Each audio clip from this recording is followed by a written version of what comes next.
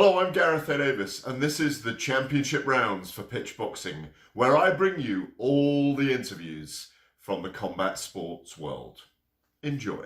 Here he is, Dan Rafael, one of the biggest voices on boxing in the world from the media. Decorated, storied career behind him, getting on for nearly 3 decades in the industry. He's in Vegas. He's working, of course, for Fight Freaks Unite, his own freestyle thing, which is doing brilliant numbers. Go and join it, everyone. It's a fantastic right. Dan's always been on the top of everything. He's the best connected man in the industry. He's up early in the morning in Las Vegas. No. Big weekend as well. I haven't gone to bed yet. Okay, exactly. He hasn't gone to bed yet. He's out there, of course, for the Cinco de Mayo weekend fight between Saul Canelo Alvarez and Dimitri Bivol, with Saul Canelo Alvarez challenging in a 4th weight division once again for a world title, WBA title at 175 pounds that Bivol holds. First of all, Dan, thank you very much for joining me. What's the atmosphere like out there? You've been there for the grand arrivals and the day after. How does it feel out there in Vegas at the moment? I mean, it's pretty good. I've been out here actually since last Thursday when I came for the fight last weekend with Shakur Stevenson and Oscar Valdez. There was a very excited and electric crowd for that fight at the MGM Grand Garden Arena.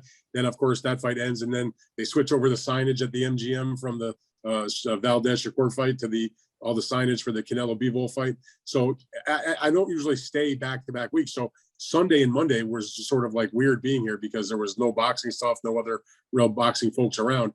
But then when they did the arrivals, obviously you've been to those before. MGM Grand Lobby packed with people. They're playing the music and they have a big crowd and a lot of signage and festive atmosphere. And the 2 fighters separately walk down sort of like the red carpet and they get up on the stage. And they had my good friend Claudia Trejos, my former colleague at ESPN, who does some work for DAZN. She interviewed both of the fighters. They had a great stare down. And, and Canelo was cool about it. He came down off the stage. He signed a few autographs and that sort of thing. So that was festive. And that was pretty much the main thing on Tuesday. But when that was over, then we had to get to work. And we had an opportunity, myself and several of the other media people, to go to the media center and get our time with Dimitri Bivol, who was a class act all the way, did all of his interviews. English is remarkable compared to what it was a few years ago when I first met him. So he was excellent.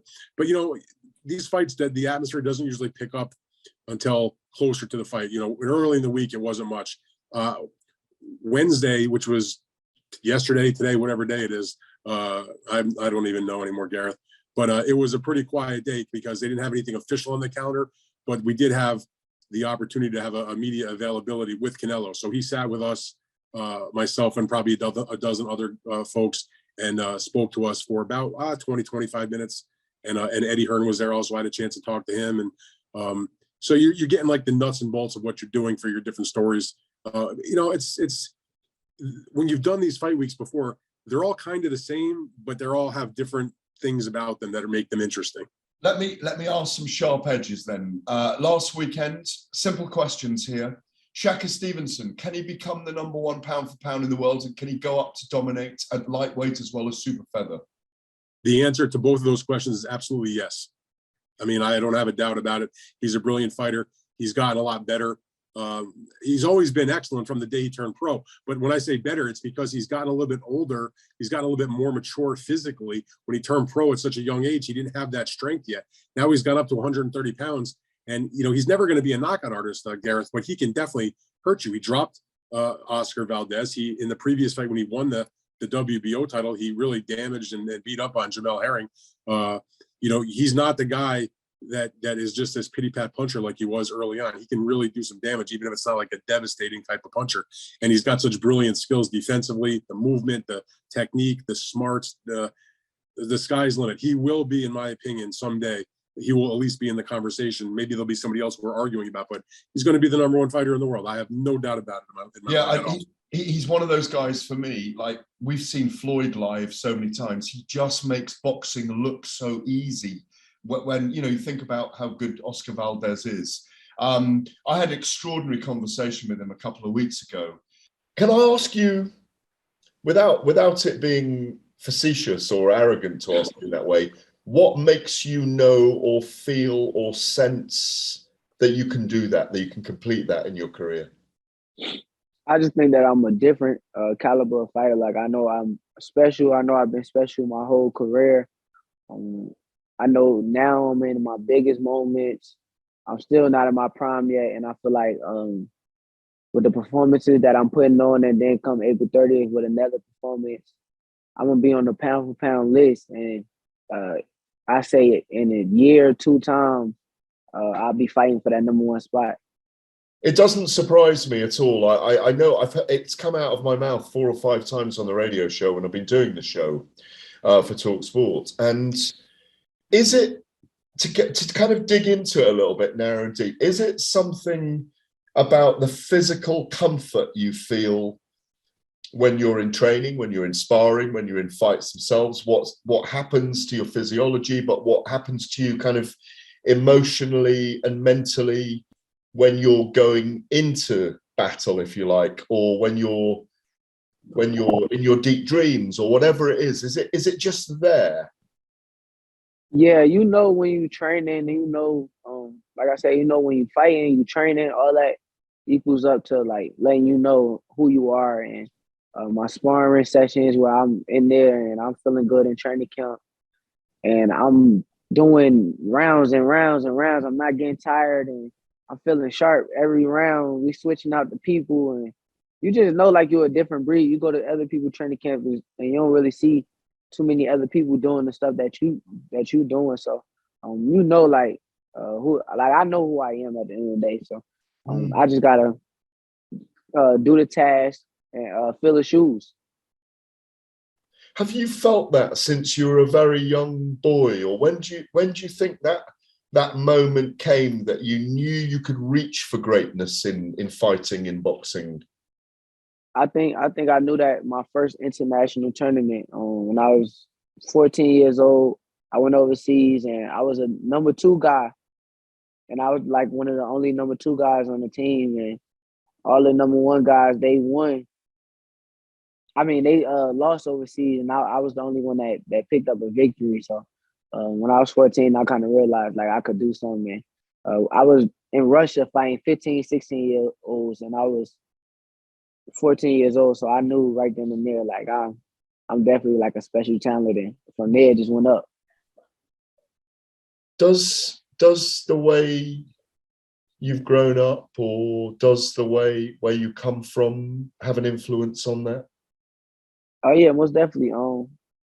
But the thing is, like where I grew up, it made me like who I am. But I just feel like I've been a boxing rat. Like I've been a gym rat. I've been a person that loved boxing. I always been in the gym. Like I got a lot of love for the sport of boxing. So I feel like that's what made me into like the person that I am. Is there anyone that you've seen in the history of boxing who maybe has a similar narrative to you, has a similar, who you can perhaps compare yourself with in that way? That I know you yourself, you are just... There's only one person that I've seen to this day like that. I feel like, I mean, it's I mean, as far as loving boxing, I feel like the only person that I've seen is like Floyd. But I seen like a lot of other boxers that's like competitors and like, you know, great fighters and all that, like Andre Ward and Terrence Crawford, even being around like somebody like Devin Haney or Keyshawn, like you would see that competitive edge, like, you know, and that confidence with them fighters believing themselves heavily. But like far as loving boxing, I feel like Floyd, like one of the only people that I've been around, and I'm like, okay, this dude is like a boxing guy. Like he just lived boxing even when he just done boxing. Like he don't even box no more. And you could tell like he loved the sport of boxing. Him and Devin Haney, him and Cambosos. I know there's he could even end up fighting Joe Cordina. If Cordina, he could come over here and have a UK fight if Cordina wins the world title in a couple of months. I'm not going to hold my breath for that one because there won't be a lot of money in that fight for Shakur Stevenson. They probably would, if they were ever going to make that match, it would be Cordinia probably having to come here. Be that as it may, good luck to him. He does not have an easy night with Ogawa. He's a tough guy. Yeah, absolutely. I'm pushing for Shakur to come and have a fight here. That's all. Other stiff questions on the wedge. The Klitschko's, Vladimir and Vitaly, who you know well as I do, obviously they've got their own battles in Ukraine at the moment with very serious stuff, much more serious than the Mickey Mouse that really is our sports world compared to that. They both saying, and Bivol responded to it in Vegas, Bivol saying that the Klitschko's shouldn't be saying to him that as he's Russian, he shouldn't be involved in this fight. Obviously, the flag and the anthem aren't going to be sung on the night, and the flag isn't going to be shown. That's the rules from the WBA at the moment, isn't it? But what did you make of that he's responded to the Klitschko's? And what do you think the Klitschko's are right or wrong that different athletes, even though they're really nothing to do with the conflict? I understand. I do understand where they're coming from, and I have actually in the last probably like 2 weeks ago had a very long. I'm not going to tell you exactly what he said because it was private, but I had a long conversation on the phone with Vladimir, who was in Kiev when we spoke, and I understand the point of view. And again, this is not about Dmitry Bivol. He's a good guy. He doesn't want a war. He's got family in Russia, but he has friends and family in Ukraine. He told us today, yesterday when we sat down with him, he has members of his team are from Ukraine. This is not a person who wants to go to war. The only violence he wants is when the bell rings for his boxing match. So I appreciate that. This is not a guy that's looking to to prop up the government of his country or anything like that. But the point of view, and people can disagree with it, the point of view that the Klitschko's take and that many others take is nuanced. God forbid there's nuance in this world. It's not about the athlete. It's about every element of Russian society being cornered, being pushed away, being ostracized, because they then have a responsibility to turn on their own government to try to get them to make change. It's the collateral impact of it, isn't it? Exactly. So, they are, unfortunately, the innocent people who are not involved in the mayhem and the warfare, like a Bivol, who's just Russian because that's where he lived and grew up and, spoke the language and whatever, and has his family there.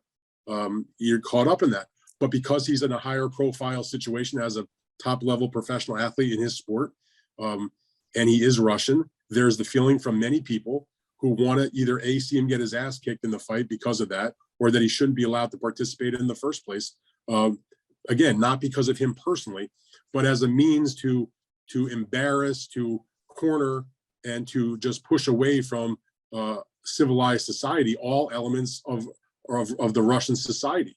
And then it's up to those people to make a movement against their own government to try to make the change. So I understand where the Klitschko's are coming from. I understand where others say, well, he doesn't have nothing to do with it. Why can't he just have the boxing match? I mean, at the end of the day, it's not going to matter because Gareth is going to fight.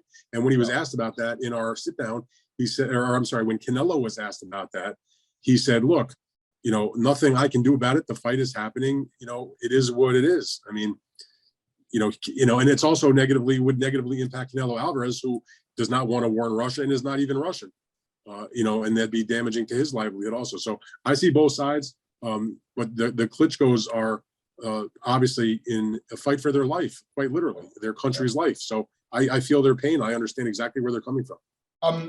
On to the event on Saturday night. We were there in 2018, I think it was 2018, September, when Gennady Golovkin and Saul Canelo Alvarez fought for the first time. I think you had it 8-4. First time was 2017. It was 17. Second time was 2018. A year later, wasn't it? It was 17. I had it 8-4, or you could have stretched to 7-5 for Gennady Golovkin over Saul Canelo Alvarez. A ridiculous 118, 110 scorecard for Canelo. 10 rounds to 2 from Adelaide Bird, which was inexplicable. Terrible. Truly inexplicable that night. I'm going to go to bed when we're done with this. I don't know how I'm going to sleep after you just said that. Yeah, I know. I'm sorry about that, to remind you. Eddie Hearn wasn't the promoter then, and I'm not turning this on Eddie, but Bivol is the underdog. in many ways in people's eyes, because Canelo has now taken over the Cinco de Mayo weekend in Las Vegas. It's a traditional huge pay-per-view day. That's the reason why DAZN are pushing subscriptions hard for their channel. That's why they want to take over. It's part of their takeover. They haven't been involved in many of these events that we've been to for many, many years, that often involve the big pay-per-view channels in the United States and the UK. Bivol is the underdog in everybody's eyes, because the subject we just talked about, he's the underdog because he's Russian at the moment. He's the underdog because Canelo is the favored fighter in the world. He's taken over the Pacquiao-Mayweather mantle. That he's the favored fighter in the boxing sphere. He's the cash cow for He's everything. also the best fighter in the world, Gareth. That's the reason. Yes. But he's not fighting Artur Beterbiev right now. He's fighting Dmitry Bivol. So let's be clear about this. When you get to this stage in a career, yes, this is a real live fight. It's a really live fight. And this is why I'm going to ask this question. You do get hand-picked opponents. You are favored by the judges sometimes, psychologically, I believe. I think there's an innate favoritism. Look, if Bivol wins like Gennady Golovkin did in 2017 on Saturday night, okay, in our eyes, right, and Canelo gets the controversial split points decision, let's say, boxing can ill afford that right now. Eddie Hearn can ill afford it. Is it possible that may happen? Because Bivol is a very live opponent for Canelo. It could be a listen, of course that's possible. Of course that's possible, could happen. And if it happens, it won't be the first time.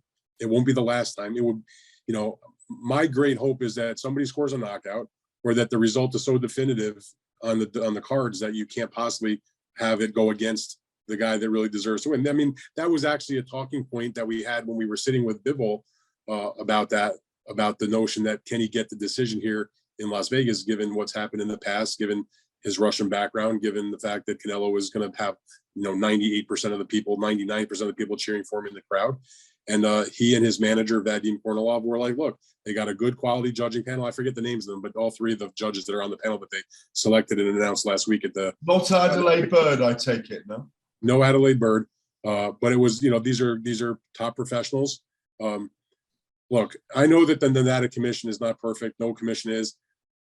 The Nevada Commission does a pretty good job overall in all the year. When you consider the number of bouts that take place, and you compare it to the small number of the so-called horrendous decisions, it really is a tiny fraction of the number of fights that they judge. It's just that they become so big in our eyes of the media and the diehard fans and that sort of thing, because it gets so much attention when it's the big main event.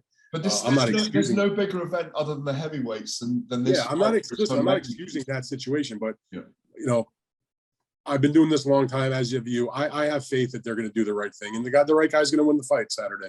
And you have to have that faith. I mean, they're in charge of regulating the event, and what's going to be is going to be. All right, we're in the middle of fight week. Who you got? I mean, you could ask me before fight week. You could ask me when they sign the contracts. You could ask me tomorrow. You could ask me on Saturday. I got Canelo. I mean, to me, he's the best fighter in boxing, and it's not because I think that Bivol is no good or all the other guys that Canelo has beaten are no good. They're all quality fighters. Dmitry Bivol, in my opinion, I was talking about this with Eddie Hearn, by far the best opponent that Canelo has faced since the Triple G fights, without question. Better than certainly better than Avni Yildirim, certainly better than Callum Smith, better than Billy Joe, better than Caleb Plant, better than the older, more faded version of Sergey Kovalev that he fought against. So Bivol's a live dude. He can really fight, and Canelo gives it up to him. He's like, look, he can jab, he can move, he's got good defense, he's got good size. I've seen him knock guys out. I mean, he can do pretty much everything. He may not be great at everything, but he's well-rounded in all facets, defensively, offensively, his foot speed. And Eddie made a very good point that I had not thought of. He says Bivol, not only can he do all those things that I just mentioned, he's fresh. He hasn't taken any damage. He's 19-0, but he's never been in a war. He's never been badly hurt in a fight, down, cut up, severely injured, or anything like that. He's a fresh guy. This is not a 37-year-old on his last legs like Kovalev was that got knocked out, in pretty rough fashion. So I still think that Canelo will rise to the occasion. My mentality about Canelo lately, I think about the aura of invincibility of the prime Mike Tyson, who was, heavyweight champ when I was, growing up. And you just looked at him and you're like, he's not losing anybody. Yeah. And right now, I'm not saying Canelo is exactly that situation, but I get the feeling like every time he walks in the ring, like he just can't be beat right now.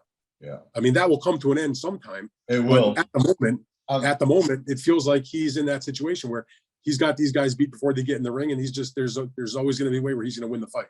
I'm with you on that. I think Canelo wins.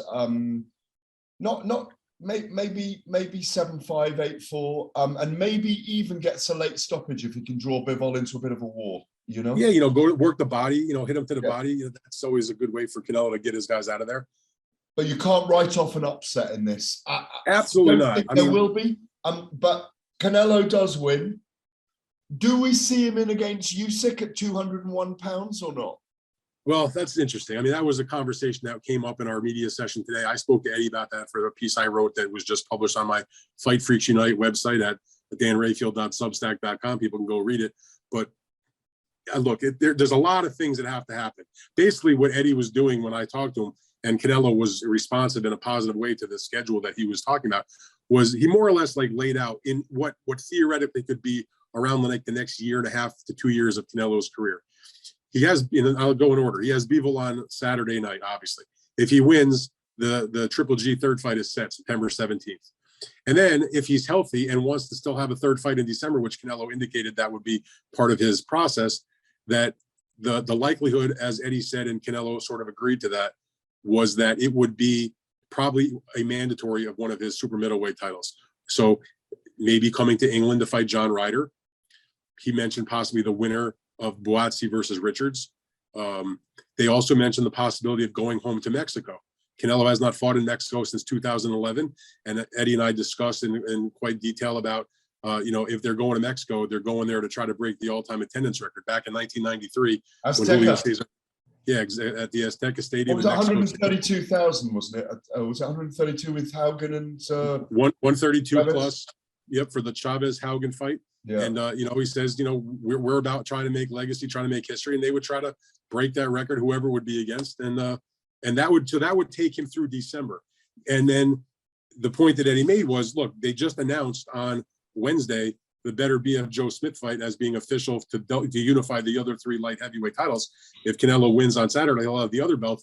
He said that he can see being the undisputed light heavyweight championship fight Cinco de Mayo next year. So 1 year, he fights September, he fights December possibly, and then the first fight of 2023 is the fight for the undisputed title. And after that, they talked about doing a cruiserweight fight, maybe Makabu. And after that, again, I know we're getting out of, it's a long way. All the best laid plans can get messed up in 2 seconds in boxing. But at that point, try to make fight against, Usyk if he still has the titles, or a smaller heavyweight who has a belt. Do it at 201 pounds or thereabouts, slightly over the cruiserweight limit, and let Canelo go after another piece of history. I mean, Usyk is I think a bridge too far. 6'3", slick, skilled, southpaw with underrated power, who was an all-time great amateur, Olympic gold medalist, undisputed cruiserweight champion, 3 titles now as a heavyweight. Maybe we'll end up with 4 belts if he beats Joshua again and the Fury fight were to come off and he were to win. The point is, Usyk is that's as tough a fight as there is. I mean, other than if Canelo fought, Fury, which would be ridiculous. Canelo is 5'8", probably standing on a book. Usyk is a solid 6'3". Yeah, and he's been hit by men who are 6'7", 6'8", and not budged. Yeah. By 17, 18. It's all fun and games to talk about, but in reality, do I think he'll actually fight Usyk? Probably not. But I have to say, you have to be impressed with the balls to even talk about it. Yeah. And I was thinking to myself, first of all, if he were to go and win a cruiserweight title and a heavyweight title, he would have titles in 6 weight classes, which has been done by other fighters, Oscar De La Hoya, Manny Pacquiao. However, nobody's ever done the run from junior middleweight to heavyweight. No one's ever won a title in all 6 of those divisions. No, they haven't. Roy Jones obviously went up from very right, but Roy never won Roy never won a title at junior middleweight, and Roy never won a title at cruiserweight. No. But the thing about it is, though, if he were to do what we just talked about and win a heavyweight belt, he would be the third fighter in boxing history to have won a championship at middleweight to also be a title holder at heavyweight. That would be Canelo, Roy Jones, and you got to go back over a century to your boy Bob Fitzsimmons. Yeah, but the problem for Canelo is Roy has the stature, he has the length. Remember Roy, when he got in a ring, he looked 6'3", didn't he? Yes. He had long arms. Because the way he boxed. Anyway, but all that stuff I just said, it's fun to talk about, but it's such there's so many things that have to happen that it's unlikely. On that corridor that we were just talking about, I thought Gennady, even though at 40, life begins at 40, but maybe boxing starts to end at 40, Dan, you know that. He looked good against Murata. Took him a little bit longer to get into the game with Murata. Maybe doesn't like taking the shots to the body so much anymore. Those two going to meet, Canelo and Golovkin, at super middle, do you think, in September? Oh, no doubt about it. It's going to be for Canelo's titles at 168. Yeah. And I agree with the point. Again, when I was with Eddie Hearn earlier, one of the things he said was he believes, and I totally agree with him, that Gennady's been making 160 pounds for like 13, 14 years. I mean, so that was 40 years old. He's going to be he's going to be much, I think, as tremendous a fighter as he is right now at 160, I think he's going to be a little more refreshed at 168. He might have a little more snap. He might have a little more, a hop in the legs and that sort of thing. And a little bit more durability, in the body. Yeah. He's not going to have to. So I think that's the good move. And, he's going to have an opportunity to, he wanted to win the middleweight title for the second time in Unify. And now he's had more middleweight title fights than anybody. And he's now going to have, the most lucrative fight of his career. If Canelo's got to win Saturday, and it's another opportunity to take, I don't think they're going to strip him, but he would have not only the chance to become a super middleweight champion, but to take all 4 belts at once to become the undisputed super middleweight champion. That's a pretty big deal. Yeah. And finally, Dan, I'll let you go to bed in a minute. And you can switch the lights out. Going back to last weekend, I was in New York, obviously, an amazing event, capped off by an extraordinary 20-minute fight between Katie Taylor and Amanda Serrano, in which they literally gave everything, and it had all the drama we wanted. But it was an amazing week because of the likes of Layla Ali and Billie Jean King and Congresswoman Vasquez and WWE stars giving their time to it. And it was Madison Square Garden, and as you know, there's magic dust in the air in that place because of some of the great fights in history, the Ray Robinson, LaMotta fights, and Evander Holyfield and Lewis and everybody, all the great fights. I mean, even Joshua. I'll take a nap. You can go down through the whole list. Yeah, exactly. No, don't take a nap right now because I need you to finish this off. It was talked about as a seismic moment for women's boxing, or maybe just boxing. I thought it was an extraordinary fight. I thought Taylor just won it 96-94. She needed to win the last 2 rounds for me. She nearly got knocked out in the 5th round. I'd definitely see a homecoming in Ireland against Serrano again in a rematch. They would just do exactly the same fight, in my view. It's a kind of Gatti Wards kind of scenario, isn't it? They're always going to have that fight. Taylor's always going to be drawn into a scrap at some point in the fight. Did you see something seismic for women's boxing? And, DAZN did big numbers for it, 1.5 million. I know it was global, but it was a breakthrough moment for them. And obviously they're in Las Vegas with you with the Canelo Bivol fight. Did you see it? You and I have covered a lot of women. I covered Layla Ali's career. Yes, so nice. Martin was involved. Lucia Riker, Jane Couch. There have been really, Amir St. John, there have been really big women in boxing in the past that we've written about. Do you think something's changed? I do. I think that all those women that you just mentioned, in particular, Layla, Lucia, and Christy, who were the best of their times, who fought a lot of the top other women, but there wasn't a deep group of them. The difference now is when they fought, it was like a one-off kind of thing. It happened occasionally. They were really the main attraction. Their opponents didn't really matter because they never had that super fight Even when Christy and Layla fought each other, it was when Christy was way past her best days and fighting a woman who was much, much bigger than she was.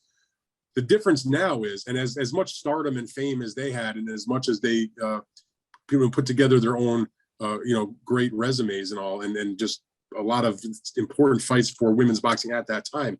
The difference is now there's more of them. There's a deeper group of women that can fight. People were like, I want to see Layla Ali fight. They didn't really say, I want to see her fight so-and-so. I tell you what, I did go to in the circus tent in Syracuse was her against Jackie Frazier-Lyde, Ali Frazier. Yeah, and even though people wanted to see her fight, it wasn't a huge event. It was an event that I traveled to America to cover. But that was probably her biggest fight, because you say Christy Martin was. But what I was to say though is, we never saw the super fight with her and Ann Wolf. No. Okay, exactly. But here's the thing: all these excellent boxing women that are around today that are champions. The fans are asking not just, I want to see Katie Taylor fight. I want to see Serrano fight. I want to see, Claressa Shields fight. I want to see Savannah Marshall fight. I want to see Michaela Mayer and Alicia Bumgarner, who all, Cecilia Breckhus, Jessica McCaskill. The point is, they're not just asking, I want to see that one woman against whoever. They're asking for specific matches, which didn't happen back when Christy and Layla and Lucia were around. So when you have rivalries and they make a great fight like a Serrano and a Katie Taylor did, it's great for that side of the sport because it generates interest from the fans. They make great fights. There's rematches. Then somebody else comes along. And there's a number of quality women's boxers. Now, I think the last year or two or so in the sport, with the emergence of many of the women I just mentioned, has really made a big difference that you can now go, and they showed it this weekend, you can go to one of the great arenas in the history of the world that's done any number of mega boxing events, including, the biggest event maybe of all time in Ali Frazier won. And you can put Amanda Serrano and Katie Taylor in that, 20 by 20 foot ring, in the greatest city in the world. And they're going to command the spotlight as two, young women going. And they did. And some. And here's the thing about it, Gareth. How many times have we seen hyped up fights that suck? Where they don't live up to that? It delivered. The event. They got so much hype and it exceeded it. It was better than the hype. Yeah. So, and what was kind of fun from my point of view was I was obviously not at the fight. I was here in Las Vegas that same night at the Shakur Stevenson Oscar Valdez fight. But because of the way that the card was structured and the breaks that there were with the undercards and a quick knockout and all that with Nico Ali Walsh, and there was some time in between the fights, that I was just able to have my laptop open up my DAZN app on my laptop, sitting right there, in my media seat, and myself and some of the other writers that were sitting around me, like 4 or 5 of us, just kind of gathered around and watched the fight for the most part. We probably watched about 95% of the fight with one little short little thing when something else happened in the arena that we were at. And, we were all like fans. We were excited. We're sitting in the media in the seat. You're not supposed to cheer for the fights that are taking place in front of you, but we were watching on a computer screen. So, it was oohs and ahs because they were just duking it out. And that 5th round, like you mentioned, where Katie almost got stopped, was sensational. Amazing that she was able to come through without getting knocked off her feet.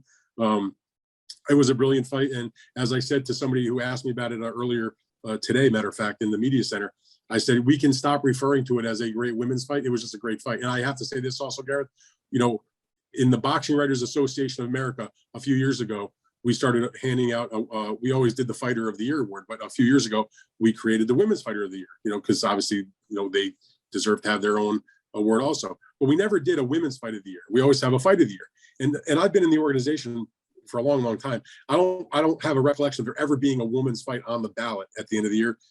I don't know if it will win, and who knows, we're still got more than a half a year left. But I guarantee you, that's something wacky happens, that Katie Taylor and Amanda Serrano, that fight will be on the ballot at the end of this year. Yeah, absolutely. And I would say both these women nailed down Hall of Famers for the International Hall of Fame as well. It's funny you say that, because I said to somebody also that I felt like even before they fought each other, they were Hall of Famers. Katie's been undisputed champion for now a long time. She also won a world title at 140 pounds. She's become a big attraction. She's obviously been an Olympian, two-time Olympian. And in terms of Amanda Serrano, before this fight occurred, she'd won world titles in 7 different weight classes. If you don't get in the Hall of Fame for that, I'm not sure you get in there. So now you take those accomplishments, you put them in the ring, and they have maybe the greatest women's fight of all time. And for high stakes with a sold out crowd and just an unbelievable fight, they're definitely going to the Hall of Fame at that point. I mean, I thought they were beforehand, but now it's like obviously an automatic situation, and good for them. They made the most money that a woman boxer has ever made, both of them securing purses over $1 million. And you know what? When they do the rematch, there's going to be even more money for them, and they deserve it. Right, Mr. Rafael. You get some shut-eye, no sleepwalking to the tables because you're in Sin City, yeah?